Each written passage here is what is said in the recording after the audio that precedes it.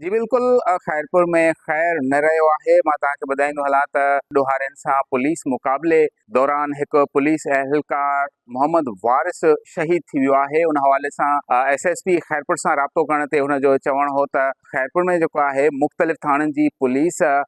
मंशियात फ़रोशनि ऐं समाज दुश्मन अंसरनि जी मौजूदगी जी इतलाह ते जेको आहे कार्रवाई कई, जंहिं दौरान जेको आहे पुलिस मथां ॾोहारियुनि फायरिंग शुरू करे ॾिनी ऐं ॿिन्ही तरफ़नि खां फायरिंग जी जेको आहे शदीद ॾे वठि थी, जंहिं दौरान पुलिस एहलकार मोहम्मद वारिस शहीद थी वियो। उन हवाले सां मां तव्हांखे वधीक ॿुधाईंदो हलां त IG सिंध तोड़े जेको आहे सूबाई घरू वज़ीर पारां जेको आहे मामले जो नोटिस वरितो वियो आहे ऐं हिननि DIG सखर खां मामले जी रिपोर्ट जेको आहे तलब करे वरिती आहे। मां तव्हांखे वधीक ॿुधाईंदो हलां त ही हफ़्ते दौरान जेको आहे पुलिस एहलकार ऐं जेको आहे हिकु औरत समेत 5 ॼणा जेको आहे उहे क़तूल थी चुका आहिनि। ख़ैरपुर में जेको आहे ॾोहारी वारदातुनि में तमामु घणो इज़ाफ़ो थी चुको आहे, जंहिं सबबु जेको आहे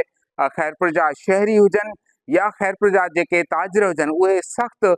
परेशानियुनि खे मुंहुं ॾेई रहिया आहिनि। अक्सर जे अहिड़ा नौजवान हूंदा आहिनि जेके मंशियात वापराईंदा आहिनि ऐं मंशियात जा पैसा न हुजण करे जेको आहे हू मुख़्तलिफ़ तरीक़नि सां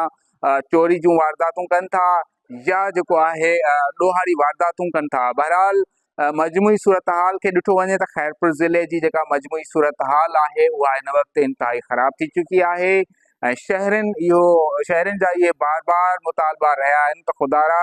ख़ैरपुर में जेको आहे जेके ॾोहारी अंसर आहिनि या जेके समाज दुश्मन अंसर आहिनि उन्हनि ख़िलाफ़ जेको आहे सख़्तु ऑपरेशन करे ख़ैरपुर जे शहरनि जी ऐं ख़ैरपुर जे वापारियुनि जी परेशानी ख़तमु कई वञे।